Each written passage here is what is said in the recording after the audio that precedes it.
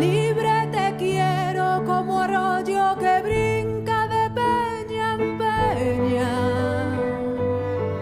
pero no mía.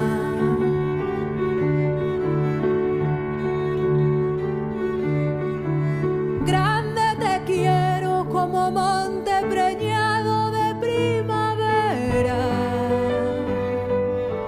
pero no mía.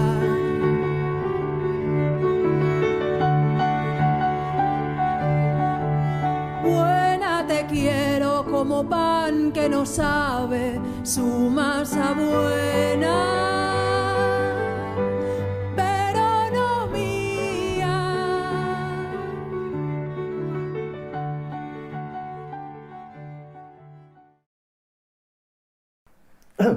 Buenas, Octavio. Pues según he leído en una nota biográfica tuya, en 1936, al comenzar la guerra civil, tú tenías 8 años, ¿no? Y en esos momentos te encuentras en Aragón, en Fraga, con tus padres, como he podido ver en una fotografía.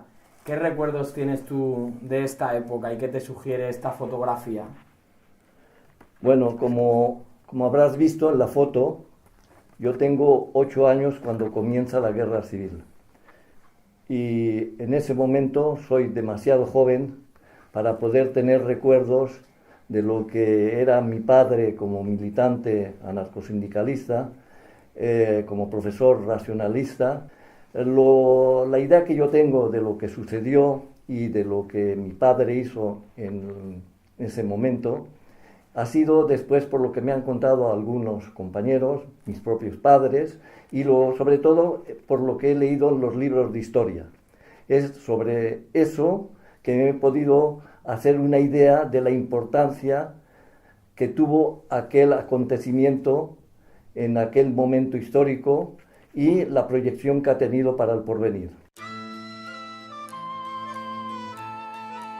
El anarquismo español entra en dos zonas muy diferenciadas. Por una parte, el anarquismo tendrá una fuerte implantación dentro de los medios obreros industrializados de Cataluña, pero paradójicamente el anarquismo también tendrá una gran implementación en zonas rurales españolas como podían ser los latifundios andaluces.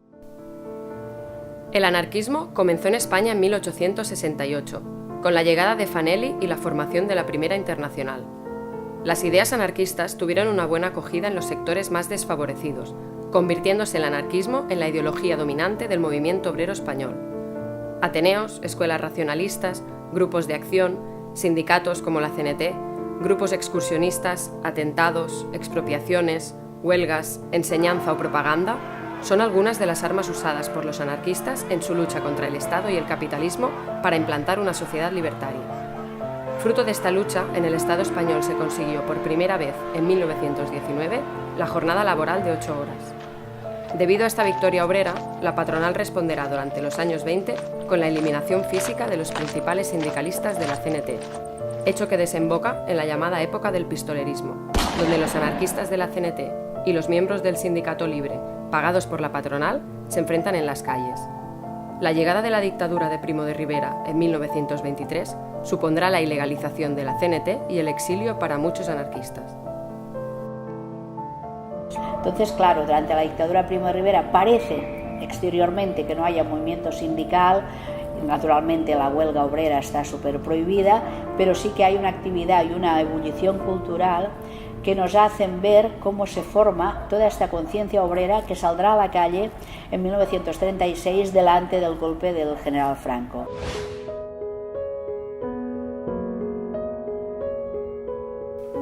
El alzamiento franquista de 1936 no logra triunfar en la mayor parte del territorio. En Barcelona, los anarquistas encabezaron la lucha contra los militares sublevados.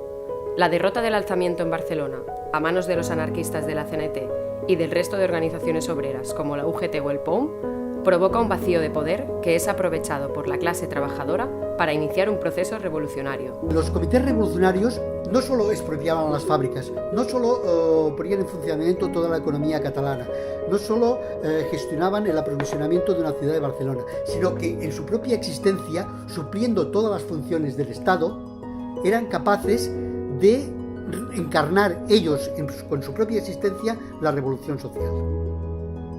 A pesar del triunfo del franquismo y de los numerosos intentos de comunistas y gobiernos republicanos por boicotear la revolución, esta ha pasado a la historia por ser una de las experiencias más emancipadoras de los últimos tiempos, o lo que algunos han denominado la última revolución del siglo XX.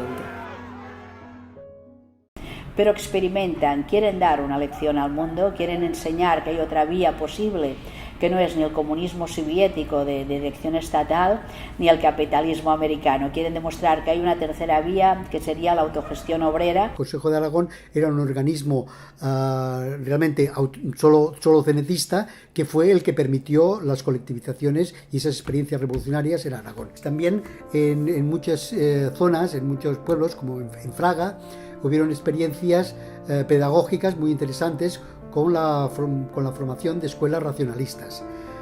Y ahí está la experiencia, por ejemplo, de José Alberola, el padre de Octavio, que además él formó parte del sector radical de la CNT y tuvo determinados problemas con los comités superiores de la CNT. La entrada de la CNT en el gobierno republicano y en el gobierno de la Generalitat supuso la colaboración de los anarquistas con el resto de fuerzas antifascistas y la renuncia a gran parte de los cambios revolucionarios que se estaban produciendo en Cataluña y Aragón. Esto provocó una división entre los comités superiores de la CNT y parte de sus bases, que veían prioritario hacer la revolución al mismo tiempo que la guerra.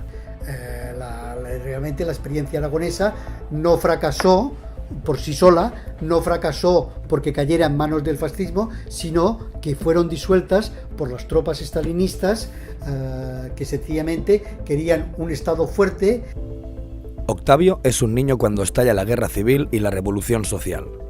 La disolución de las colectividades de Aragón obligan a su familia, compuesta por sus padres y su hermana, a refugiarse en una columna libertaria en el frente de Huesca y posteriormente a instalarse en Valencia y en Barcelona.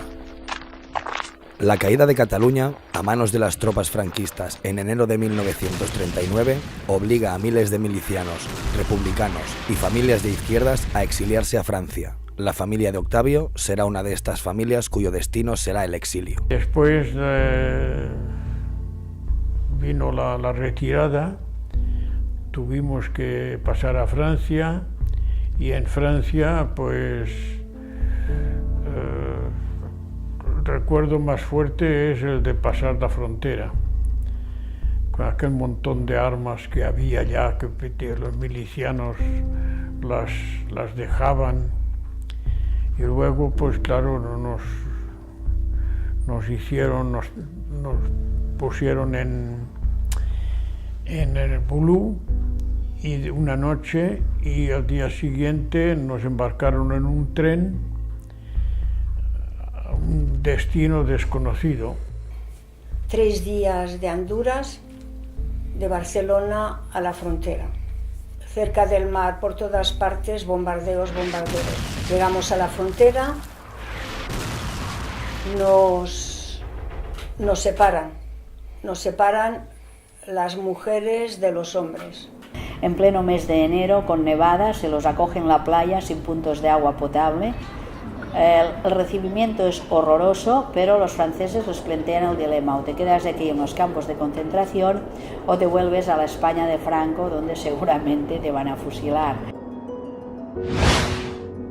La familia Alberola está en Francia hasta agosto de 1939, mes en el que se embarcan en el barco Ipanema rumbo a México, país que se ofrece a acoger a los exiliados españoles.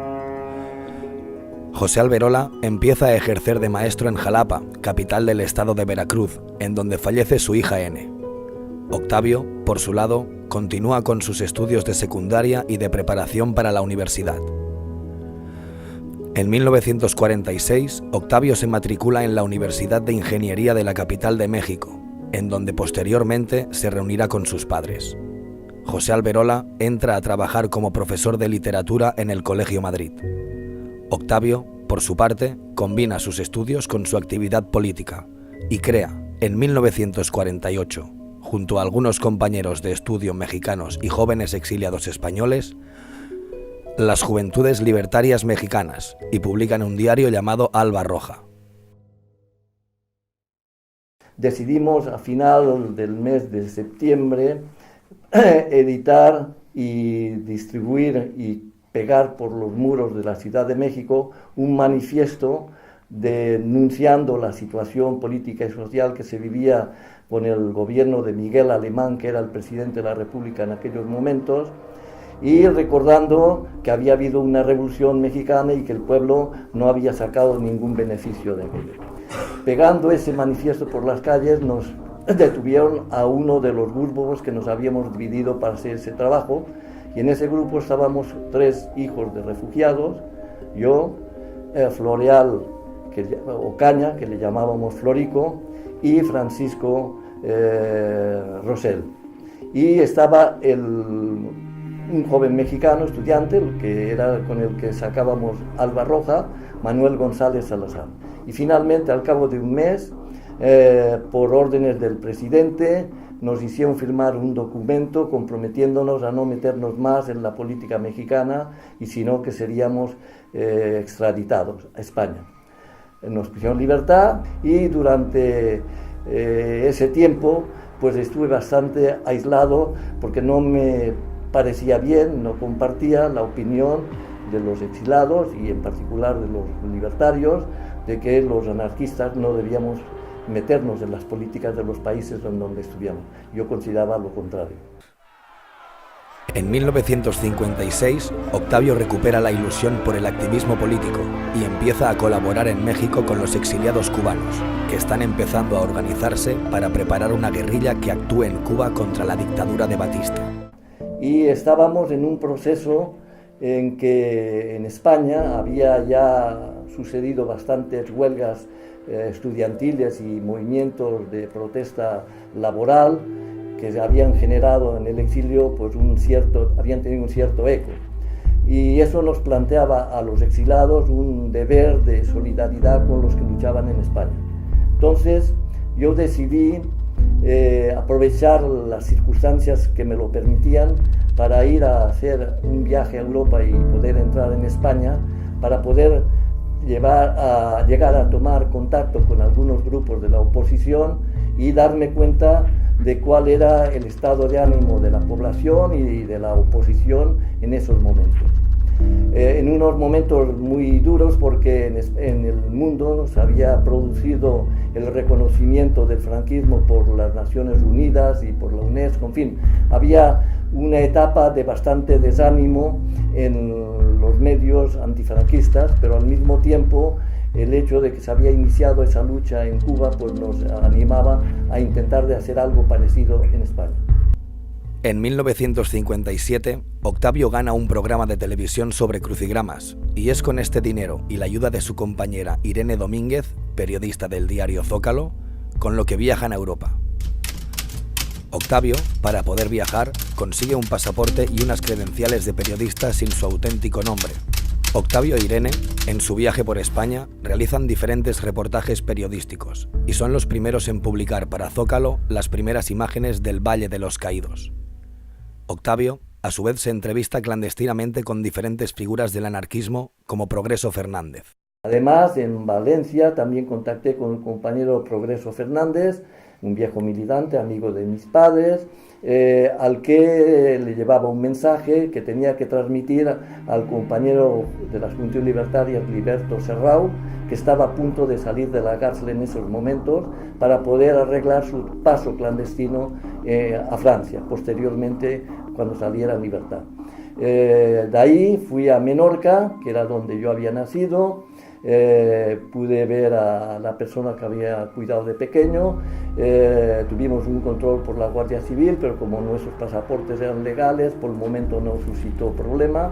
De ahí volví a Barcelona y de Barcelona ya pasé rápidamente a Olot para ver a la familia de mi madre, pero todo eso en un día, porque teníamos que que pudiera haber alguna consecuencia de mis entrevistas con los familiares, ¿no? Y efectivamente fue así. Una vez hemos logrado ya pasar a Francia, después, algunos días después, supimos que la Guardia Civil había ido a la casa donde había estado yo en Menorca, que habían registrado, que se habían llevado fotos mías de pequeño. En marzo de 1957, Octavio regresa a México donde sigue colaborando con los revolucionarios cubanos y participa en actos de propaganda con una de las hermanas de Fidel Castro. Finalmente, los revolucionarios cubanos consiguen su objetivo y la dictadura de Batista es derrocada en enero de 1959. El triunfo de Fidel Castro y el comienzo de la llamada Revolución Cubana despertó un gran entusiasmo en los medios exilados no solo de México, sino de Francia y de otros países, y también inclusive en el interior de España, suscitando la creación de diferentes grupos que intentaban organizar en España una resistencia, si no la misma, pero similar a la que Fidel Castro había organizado en Cuba. En México, esa sensibilización hizo que bastantes jóvenes del exilio se decidieran a organizar lo que se llamó el Movimiento Español 1959.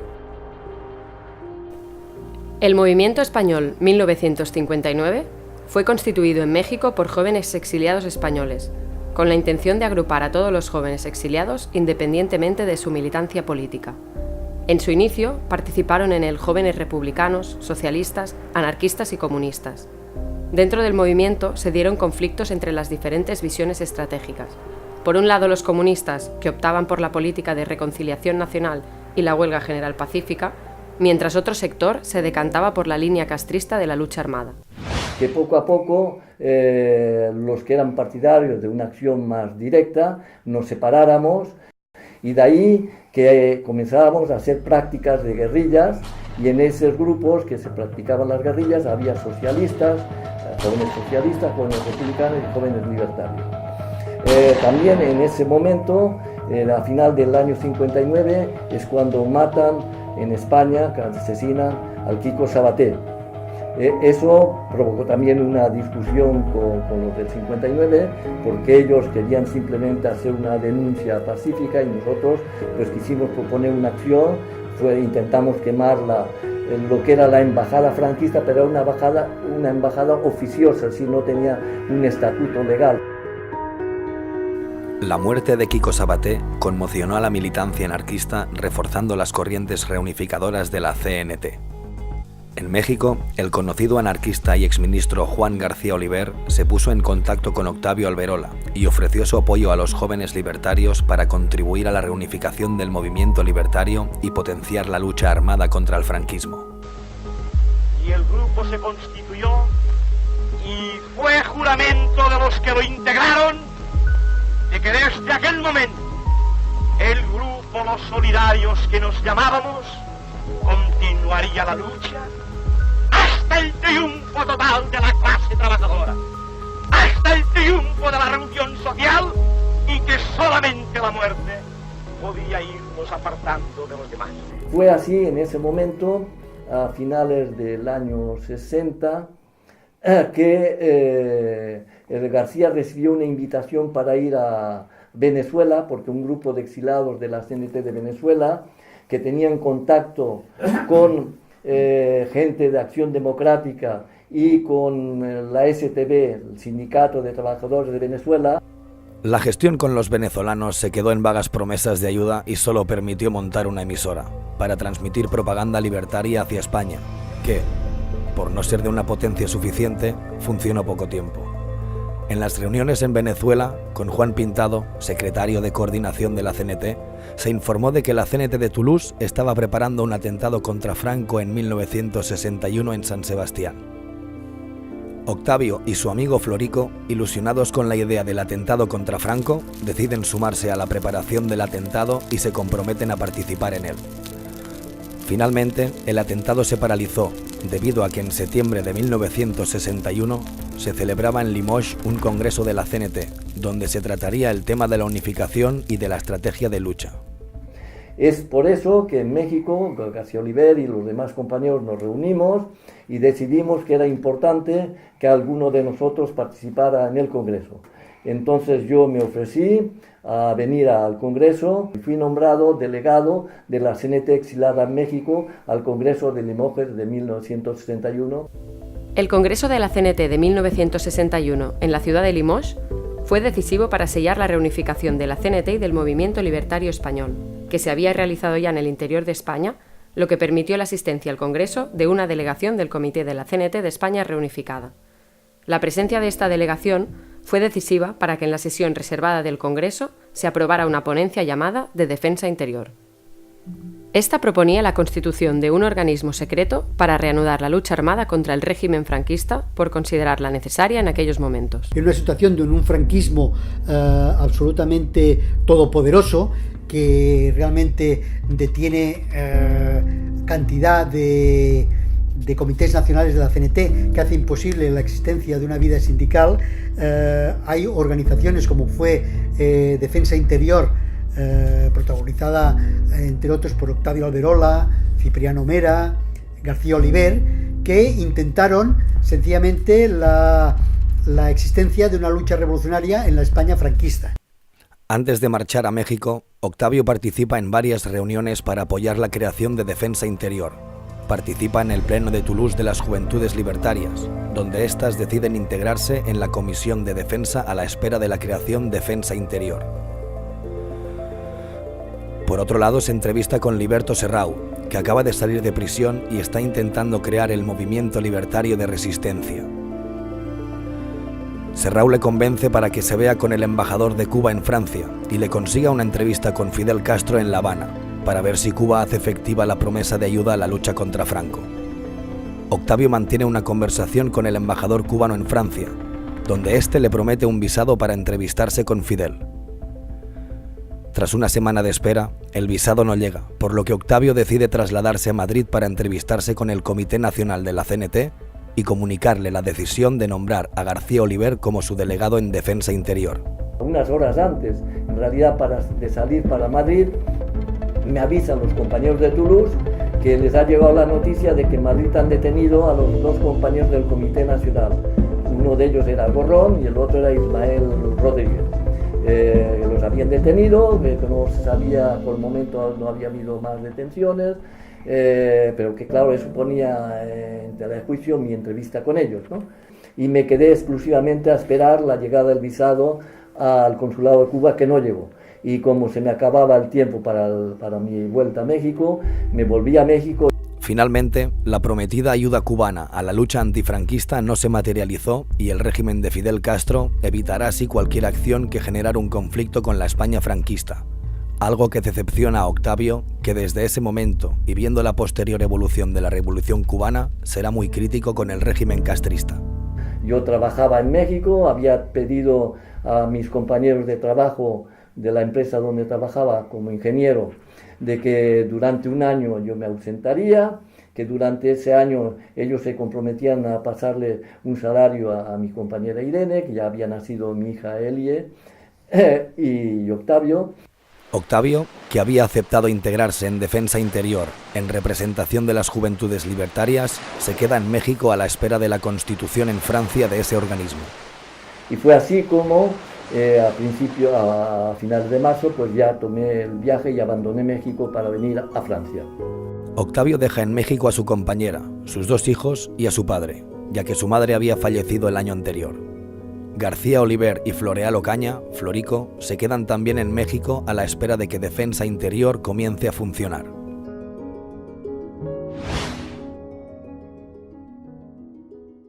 Comienzo la clandestinidad en ese momento, a finales del mes de marzo del 62, y en Toulouse nos reunimos con la Comisión de Defensa y con los miembros del DI que se habían nombrado, salvo García Oliver, que se había quedado en México.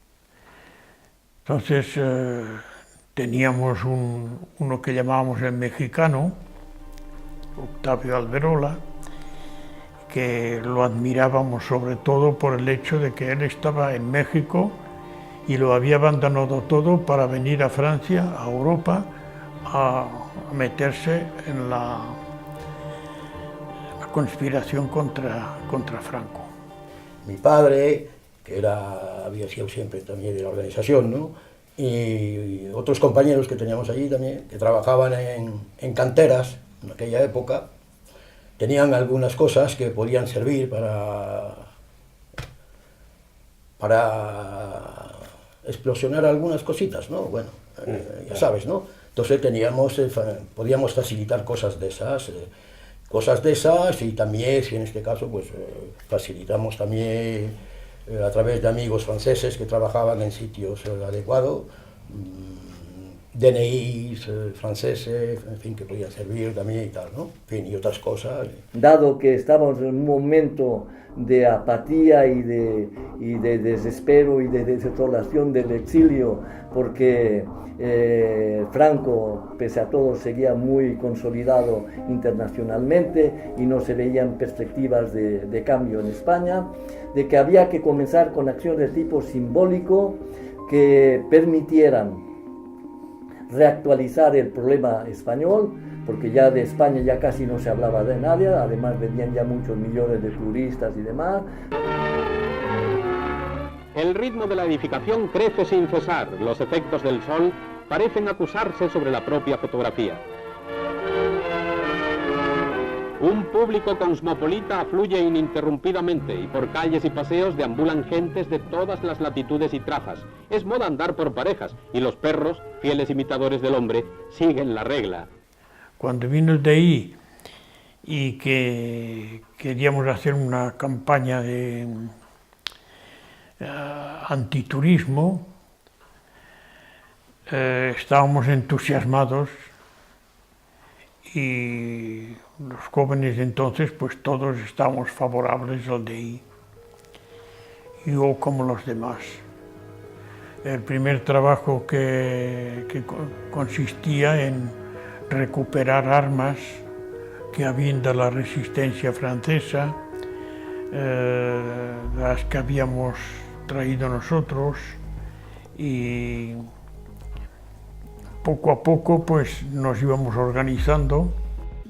Octavio, en una reunión, dio lectura a una carta en la que García Oliver y él hacían un análisis de la situación del movimiento libertario español y exponían su visión sobre la línea estratégica a seguir por Defensa Interior para reactualizar la lucha contra el régimen franquista en tales circunstancias. Para conseguirlo, proponían que Defensa Interior funcionara en dos frentes, el de la propaganda y el de la lucha armada, que contemplaba acciones de hostigamiento contra las instituciones y símbolos franquistas y, al mismo tiempo, una acción capital contra Franco. El DI actúa a nivel político, se forma en Francia, entran en España y son realmente los herederos directos de este maquis anarquista, hijo de la Segunda Guerra Mundial, que venían armados con metralletas Stein, que sustituye a la antigua Star o las Astras de los anarquistas, pues ahora ya entrarán con metralletas Stein, con pequeñas bombas Lafayette, pues para hacer estos sabotajes, etc. Octavio quedó encargado además de la coordinación entre todos los miembros de Defensa Interior. Pero que lo fundamental, dada la situación también, era que al mismo tiempo que se hacían ese tipo de acciones, se intentara preparar un atentado contra Franco, que sería la única acción en la que se pondría en juego una vida humana.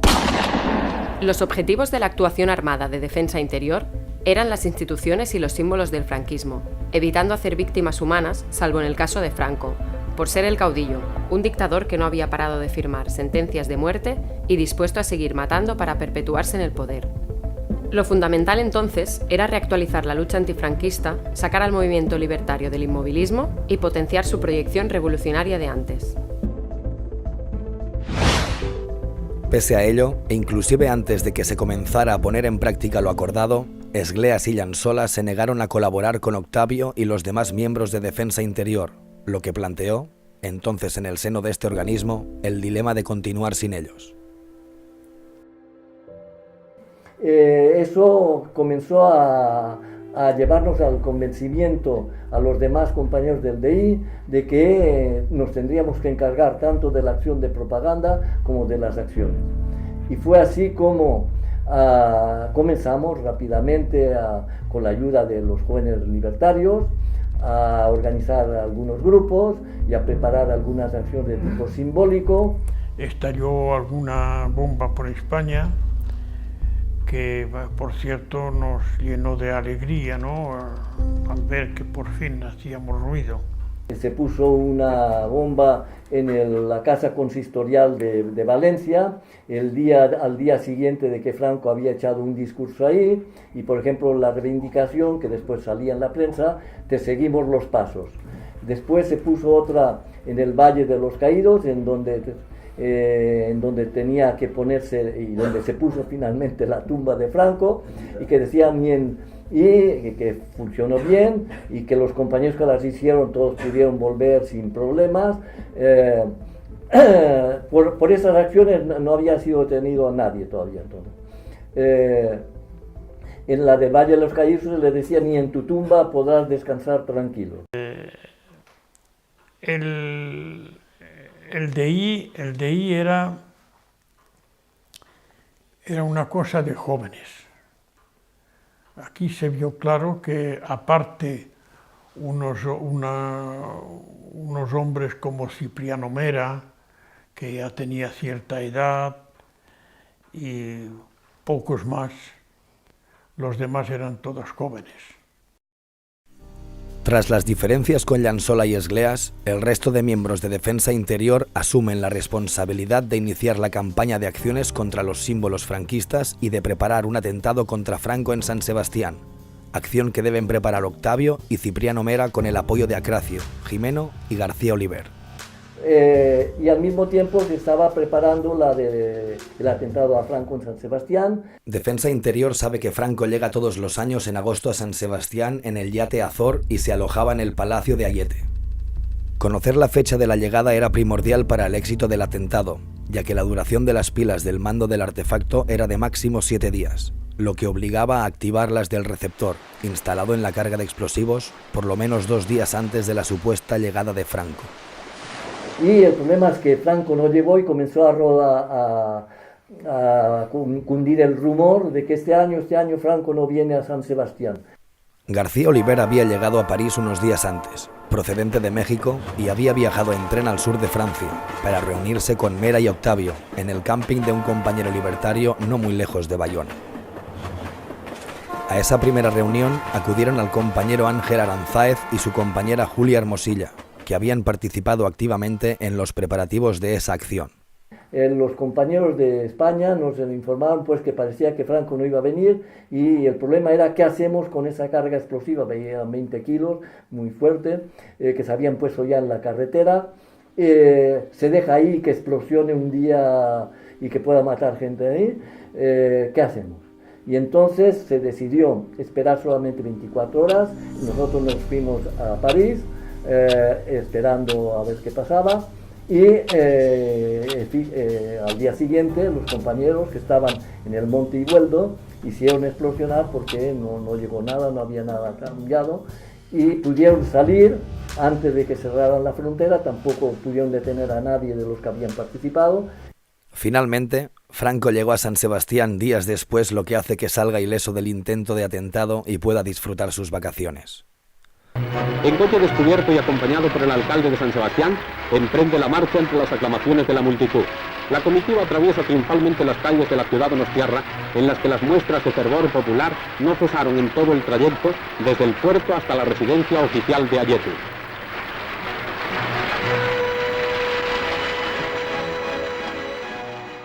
Entonces, como no podían detener a la gente que hacía las acciones, se dedicaron a detener a gente de las Juventudes Libertarias y de la CNT del interior. Detuvieron a varios jóvenes de las Juventudes Libertarias de Barcelona, de Zaragoza, de Madrid y de otro lugar, yo no me acuerdo. Y les acusaban de ser ellos los que hacían esas acciones. Y entre ellas estaba el joven estudiante catalán Jordi Conill, por el que el fiscal ya le pedía la pena de muerte. Para evitar que Jorge Conill fuese condenado a muerte, un grupo de jóvenes italianos que estaban en relación con Octavio y Defensa Interior secuestra al vicecónsul español en Milán. La insidiosa campaña de los comunistas y filocomunistas italianos contra España incluyó el secuestro del vicecónsul español en Milán, señor Elías, acto vandálico que ganó grandes titulares de la prensa mundial y fue motivo de numerosos reportajes. Y eso, claro, causó un gran impacto mundial. Claro, se denunciaba que esa acción era para salvar la vida de Jordi Conill. Intervino inclusive, esa acción obligó a que interviniera el cardenal Montini de Milán, que todavía no era papa, fue papa después, que envió un telegrama a Franco pidiéndole clemencia para Jordi Conill. Bueno, finalmente el régimen español echó marcha atrás y dijo que no se pediría la pena de muerte, y bueno, los juzgaron, pero les pusieron penas, pero no lo mataron. Esgleas y Llansola utilizaron las detenciones en España como pretexto para continuar su campaña de sabotaje contra Defensa Interior, con el objetivo de parar las acciones contra el franquismo y llevar al movimiento libertario español otra vez al inmovilismo. Y no hemos de olvidar que en el exilio ese enfrentamiento entre un anarquismo de Estado y un anarquismo revolucionario seguirá vigente, porque es inconcebible que Federica Montseny y su marido durante 20 años ocuparan los cargos remunerados y los cargos esenciales de dirección de la CNT. Muchos hablan con razón de la existencia de una monarquía de la CNT. Tras el fracaso de atentado contra Franco y frente al boicot del sector inmovilista de la CNT, García Oliver vuelve a México para intentar conseguir dinero para las acciones e intentar que la prometida ayuda venezolana se materialice. Y nosotros seguimos con los preparativos de otro atentado contra Franco en Madrid.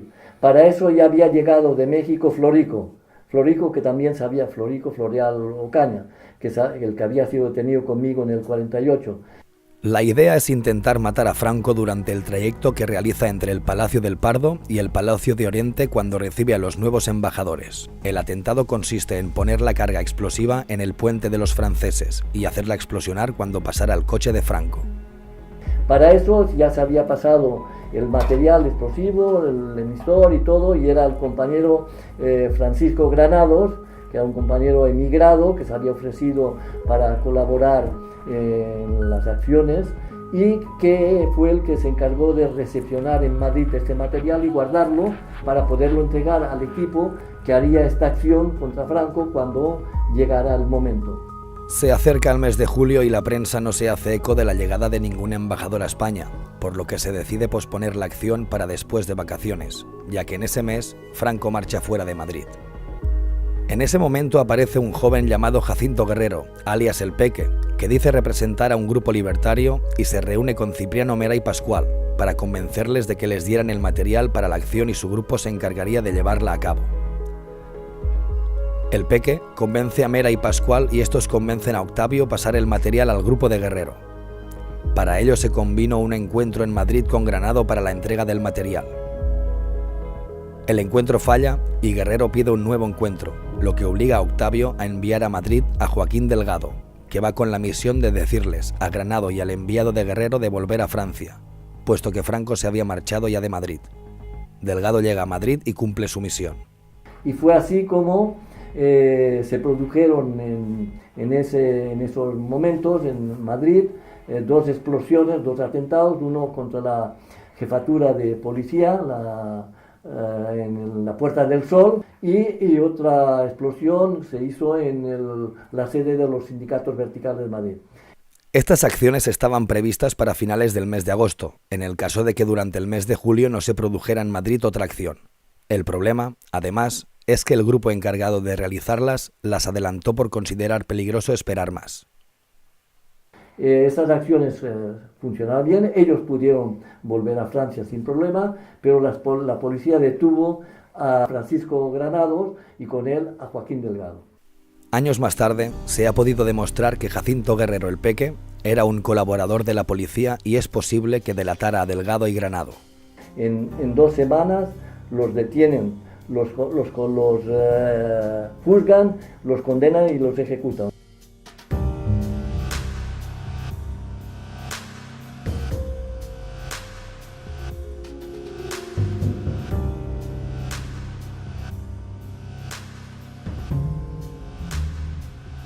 La rapidez del régimen franquista por condenarlos y ejecutarlos y el hecho de ser agosto, un mes de vacaciones en Europa, no permitieron organizar grandes movilizaciones para evitar las ejecuciones, y Defensa Interior tuvo que enfrentarse en Francia a la represión contra las juventudes libertarias.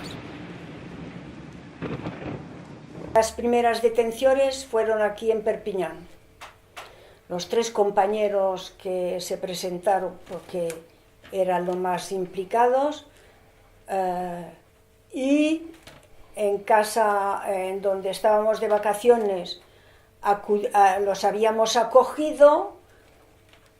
José y Jordi Gonzalvo se tuvieron que presentar en tanto que acogedores de esa gente, los guardan. Con estas detenciones bajo la acusación de asociación de malhechores, el gobierno francés intenta presionar a la CNT en el exilio para que paralice las actividades que lleva a cabo Defensa Interior. Al mismo tiempo, se había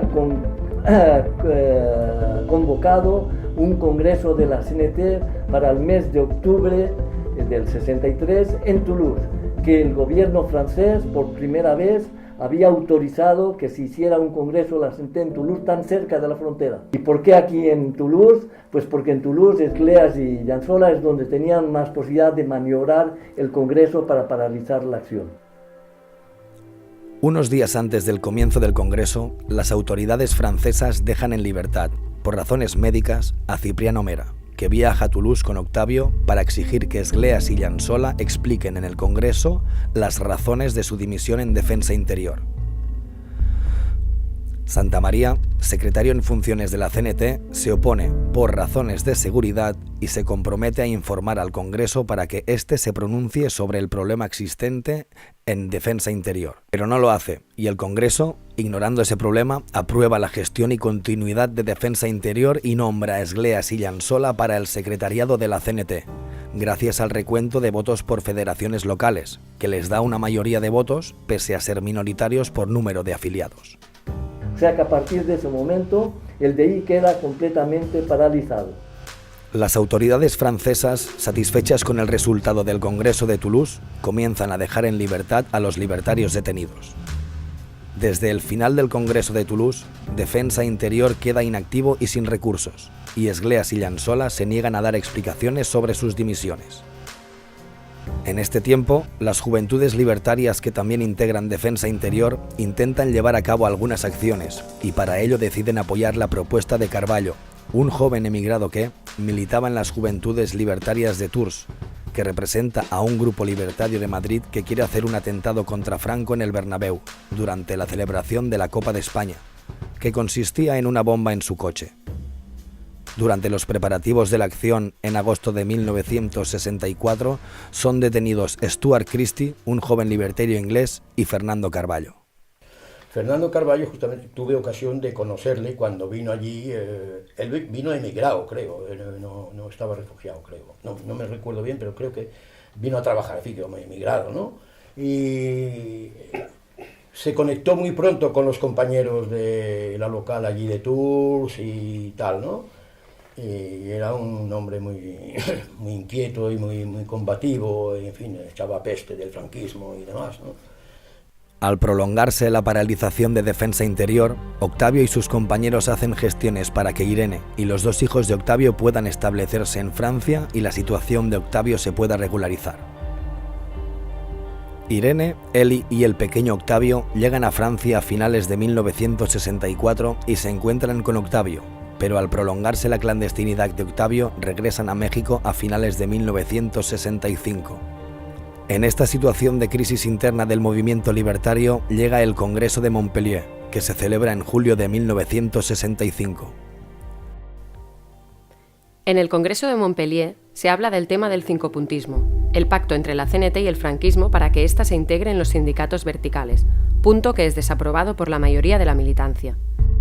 Por otro lado, en este congreso, Escleas y Llançola consiguen anular el acuerdo que permitió la creación de Defensa Interior. De esta manera, la CNT se desvincula de la lucha armada contra el franquismo. Como ese congreso acaba en una ruptura porque ya es ahí donde finalmente los egleístas y los inmovilistas se decidieron a anular los acuerdos de Delhi, porque ya como antes se les había aprobado, allí dijeron anularlos, ¿no? Entonces ya queda solamente las Juventud Libertarias, con algunos compañeros de la CNT, dispuestos para hacer la acción. Dispuestos a denunciar públicamente la maniobra cincopuntista, los jóvenes libertarios montan una acción que se desarrolla simultáneamente en Madrid y Roma. Para ello, Luis André Edo va a Madrid y da una conferencia de prensa clandestina, con la complicidad del corresponsal de la agencia de prensa Agencia France Press, y Octavio va a Roma, en donde pocos días después es secuestrado el consejero eclesiástico de la Embajada de España ante el Vaticano. Eso nos permitía, al mismo tiempo que denunciar la continuidad de la dictadura en España, la compromisión de la Iglesia Católica con el régimen franquista también. Durante la preparación del secuestro de Usía, Octavio conoce a Arián, una joven anarquista que a partir de ese momento se une a la lucha antifranquista y con la que compartirá militancia durante años. Monseñor Usía será liberado el 11 de mayo. Su secuestro es reivindicado por el Grupo 1 de Mayo, del que Octavio es uno de sus integrantes. El régimen franquista, 2 meses después, indultó a 2 de los jóvenes franceses que habían sido detenidos en España por acciones del DI en el año 62, a finales del año 62. O sea que veíamos que ese tipo de acciones internacionales que tenían repercusión, podían sacarse resultados prácticos para que la represión fuera menos dura y al mismo tiempo un eco de las ideas y antifranquista, ¿no? Entonces decide preparar otra acción. Y esa otra acción era porque en ese momento en España, Franco, para movilizar la opinión pública, reivindicaba Gibraltar como un territorio español, ¿no? Para dársela de muy patriota. Las conversaciones sobre Gibraltar tuvieron este emotivo comienzo en el aeropuerto de Barajas. El vicepresidente del gobierno, capitán general Muñoz Grandes, al frente de los ministros, abraza al señor Castilla, que fue a Londres para llevar a cabo esa importante gestión. Pero claro, callando que al mismo tiempo, desde hacía ya varios años, les había vendido a los americanos pedazos del territorio español para bases navales y aéreas, ¿no? El objetivo de esta acción es secuestrar a un alto oficial de las fuerzas militares norteamericanas de la base de Torrejón de Ardoz, para poner en evidencia el falso patriotismo de Franco y la complicidad del gobierno de Estados Unidos con un régimen que seguía manteniendo en las cárceles a miles de presos políticos. La acción fracasa y entre los detenidos está Luis Andrés Edo. El franquismo pretende haber desarticulado al Grupo 1 de Mayo. Entonces, para probar lo contrario y evitar que los detenidos sean juzgados por el Tribunal Militar, Arián va a Nueva York para organizar clandestinamente, con la ayuda del corresponsal de la agencia France Press, una conferencia de prensa en la que Octavio reivindique la frustrada acción de Madrid y denuncie el apoyo de los Estados Unidos a Franco. En Nueva York en ese momento se celebraba la Asamblea General, que es cada 3 o 4 años, de las Naciones Unidas, en que están todos los jefes de Estado y demás, y en donde España presentaba el problema de la reivindicación de Gibraltar. Después de la conferencia en Nueva York, Arián vuelve a Francia y Octavio entra clandestinamente a México, donde pasará unas semanas antes de volver a Europa. En España, los militares se desisten de juzgar a Edo y su grupo, pese a habérseles encontrado armas, y su caso pasa al Tribunal de Orden Público. Octavio vuelve a Europa y el Grupo 1 de Mayo realiza varias acciones en Inglaterra para hacer presión sobre el tribunal. Pocos días después, el padre de Octavio es asesinado en México. La fecha, el 1 de mayo, resulta significativa porque unas semanas después, en España, el diario ABC publica una nota de un periodista portavoz de la policía franquista negando toda responsabilidad de este en ese asesinato. Yo nunca hablé de eso y sin embargo varias semanas después de la muerte de mi padre salió un artículo en el ABC en España de un periodista que siempre era el que hablaba de las acciones antifranquistas a nombre de la policía, diciendo que yo pretendía que eran los franquistas que lo habían asesinado, pero que era falso. Bueno, era una manera de decir que eran ellos, porque yo no había podido decir nada, ¿no? En ese mismo mes de mayo, la prensa anuncia para el 4 de julio próximo el juicio contra Edo y su grupo en el Tribunal de Orden Público. Los jóvenes libertarios y el Grupo 1 de Mayo deciden esperar.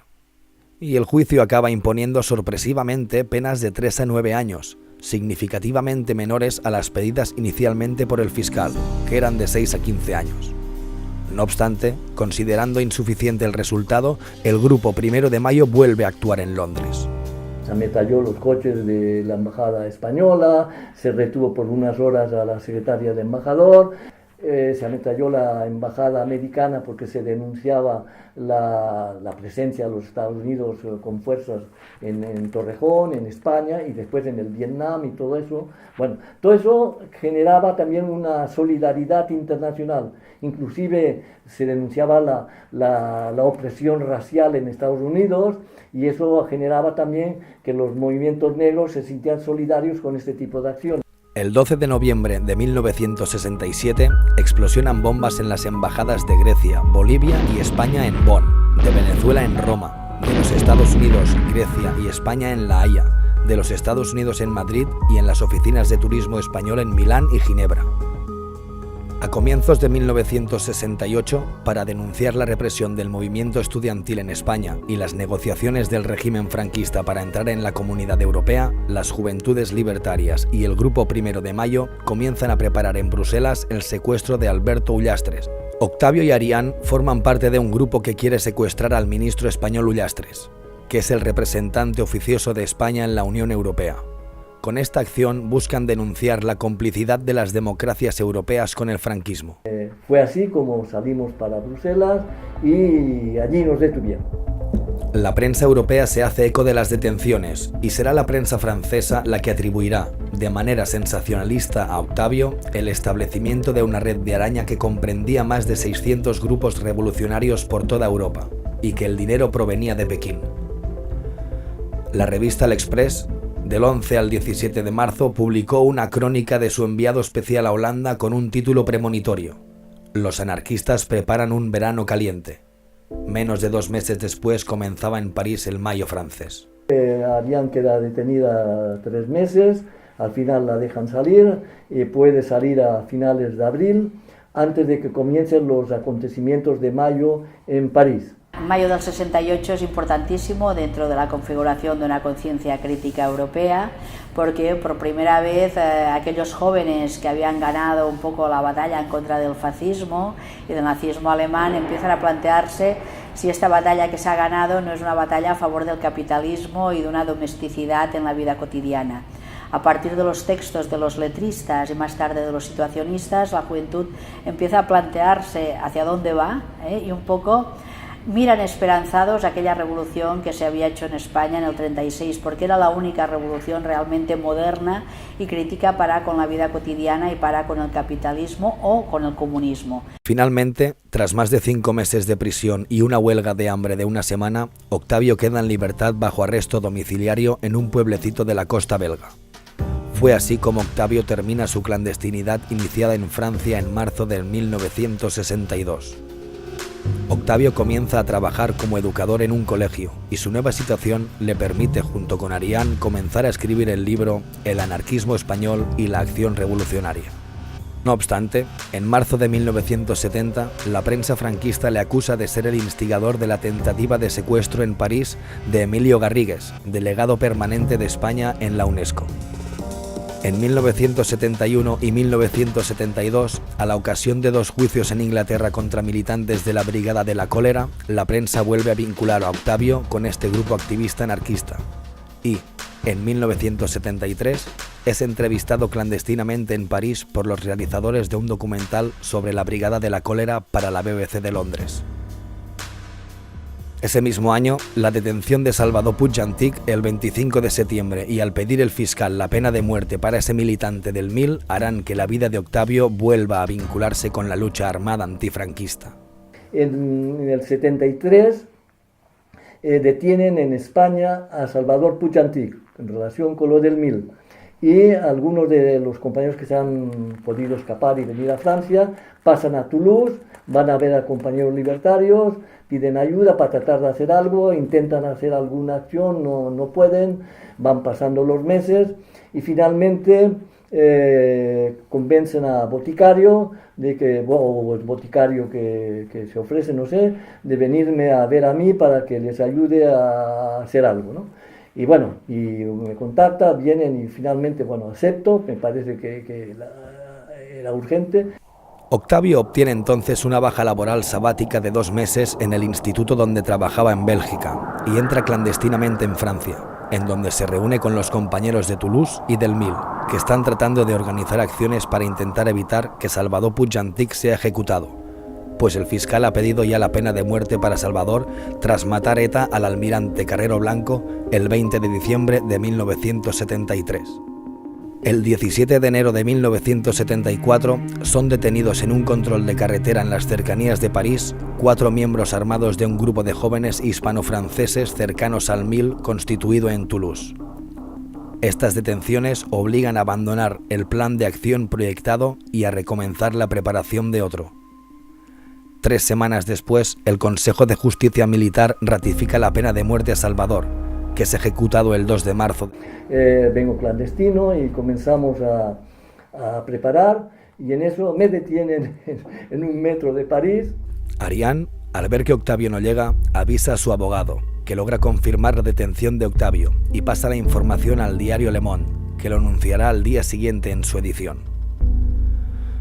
No pudiendo acusar a Octavio de entrada ilegal al llevar encima el pasaporte a su nombre, el ministro del Interior francés, Jacques Chirac, decide reenviar a Octavio a Bélgica, por encontrarse entonces Francia en un periodo electoral al haber fallecido 2 semanas antes el presidente Georges Pompidou.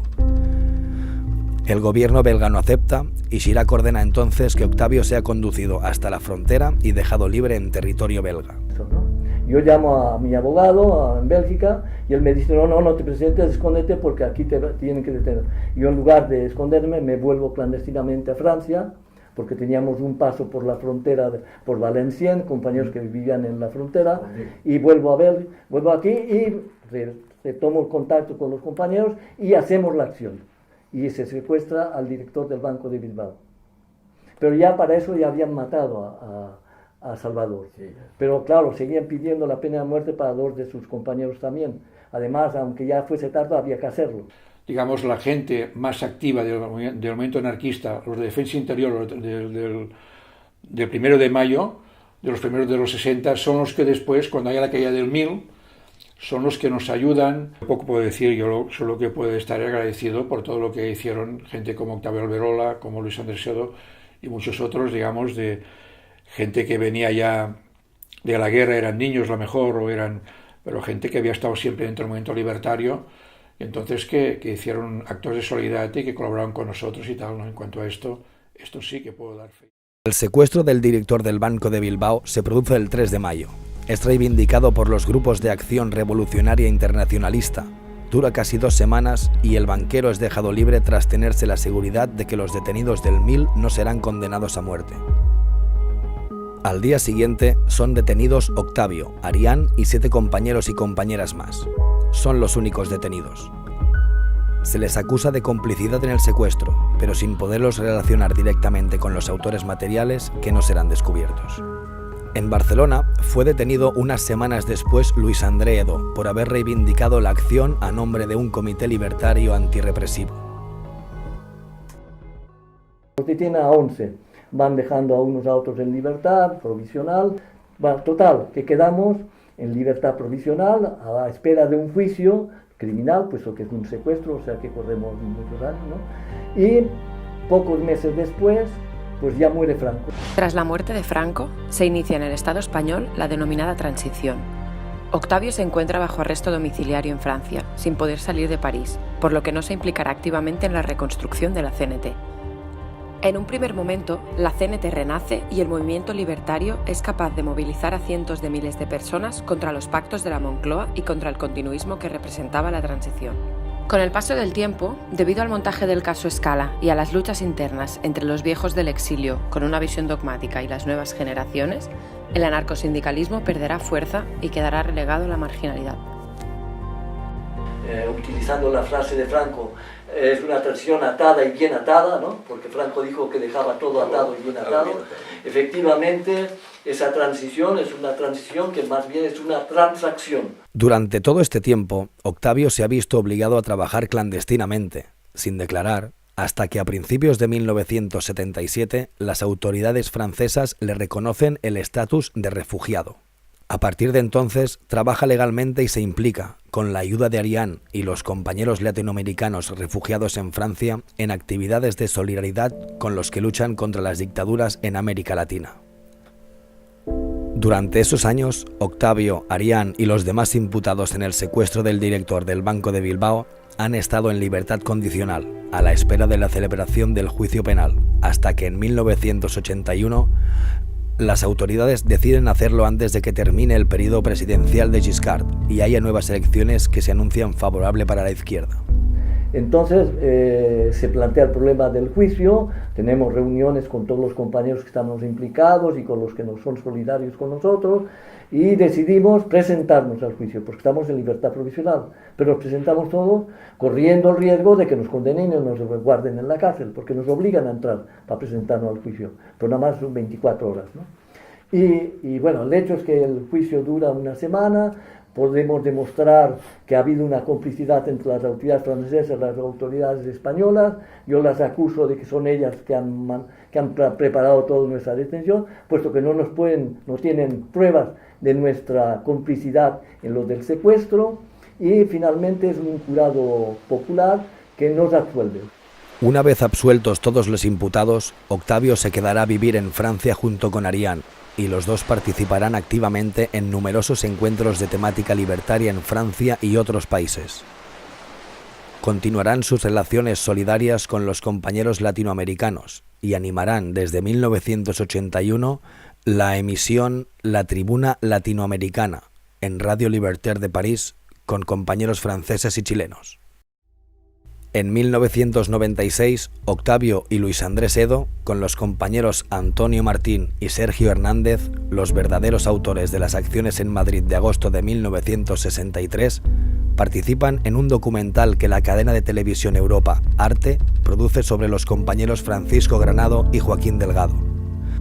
La emisión de ese film a finales de ese año incita a Octavio y Edo a constituir un grupo pro revisión de las sentencias franquistas. Porque hay dos compañeros, los que hicieron las acciones, que están vivos todavía y que están dispuestos a reivindicar la autoría de las acciones por las que fueron juzgados y ejecutados. Y que con eso tenemos un elemento legal para poner en marcha esta cuestión de la revisión de las sentencias franquistas, que hasta ahora no ha sido acordado, todavía no se ha conseguido, pese a que hay la ley de la memoria histórica. Actualmente, Octavio tiene 90 años y reside en Perpiñán, junto con su compañera Ariane. En la medida de sus posibilidades y de su salud, Octavio permanece en contacto con el movimiento libertario y ha realizado una importante tarea de difusión mediante libros, artículos y conferencias, plasmando tanto la historia del anarquismo como la necesidad actual de un cambio revolucionario. Buenas, Octavio, pues mira, aquí traigo unas fotos sobre diferentes temas de actualidad y bueno, te las voy a ir pasando y me gustaría pues que reflexionaras sobre estas imágenes que son de temas que actualmente están en boca de todos. ¿Qué opinión tienes sobre esta fotografía? Bueno, esa fotografía es un ejemplo de cómo está el mundo hoy, gracias al desarrollo capitalista y lo que se puede esperar para el futuro. Creo que el problema ecológico se plantea hoy en día de una manera mucho más acuciante que jamás se había planteado al ser humano. La fotografía muestra que la destrucción del planeta la estamos llevando los seres humanos de una manera inconsciente, porque es la que pone en peligro nuestra propia supervivencia. Creo que es pues una manera de advertir al mundo el riesgo del final que nos espera si no cambiamos el sistema de producción y de consumo en el que nos tiene metido el capitalismo, esa fotografía muestra lo que nos espera el mañana. Bueno, aquí tenemos esta otra.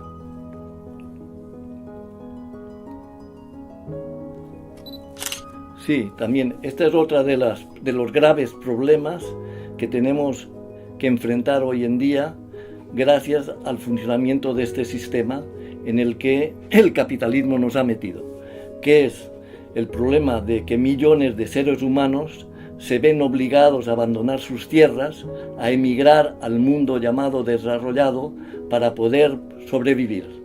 Para eso tienen que arriesgar la vida y además no está garantizado que tengan una buena acogida, porque en el mundo desarrollado, que se ha podido desarrollar gracias a la explotación del mundo entero y gracias a la contribución de todos estos pueblos, hoy en día ese mundo no les está dando la acogida que merecen y la acogida que necesitamos que se ponga en marcha. ¿Qué te trae a la cabeza este personaje o esta imagen? Amancio Prada, ¿no? Ortega. Amancio Ortega, pobre Amancio Prada.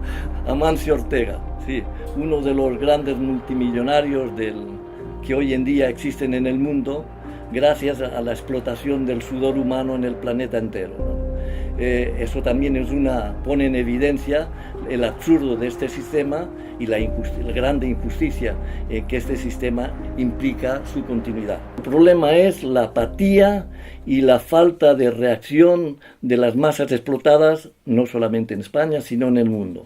La gente ha interiorizado lo que es la lógica de producción y de consumo del sistema. Se han vuelto consumidores y se han vuelto capitalistas, y me parece que la gente que está indignada tiene el derecho a manifestar su indignación, puesto que el sistema no le permite un cauce para manifestarla y para poder cambiar. Ahora, lo fundamental, que creo que también se ha sacado o que se puede sacar como experiencia de las luchas anteriores, es que para que esas luchas sean más fructíferas, para que puedan tener un resultado más interesante para el común de la gente que queremos cambiar el sistema, es que hay que evitar de que se queden en guetos, de que se queden en sectores, de que sean individuales, de que sean lo más colectivas posibles. Y para eso es importante escapar de los sectarismos políticos e ideológicos, pero no para no hacer nada, sino para tratar de hacer algo que nos una a todos. Ahora, no esperar tampoco a que todo el mundo se ponga en marcha, porque si no quizá tendríamos que esperar indefinidamente, sino intentar en la marcha no quedarse solo, tratar de aunar lo más que se pueda.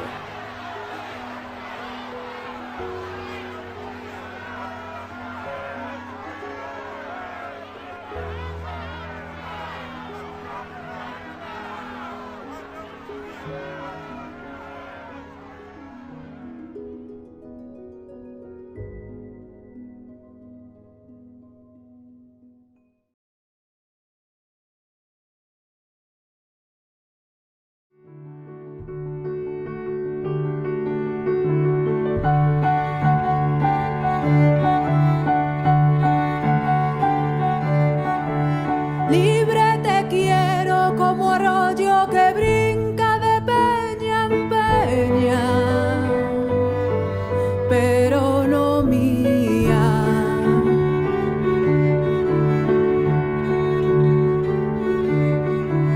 Grande te quiero como monte preñado de primavera,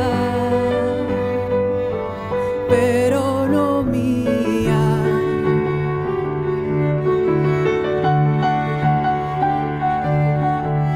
Buena te quiero como pan que no sabe su masa buena, pero no mía.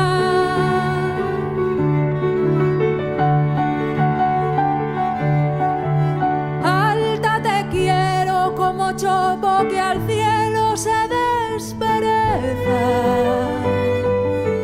se despereza, pero no mía.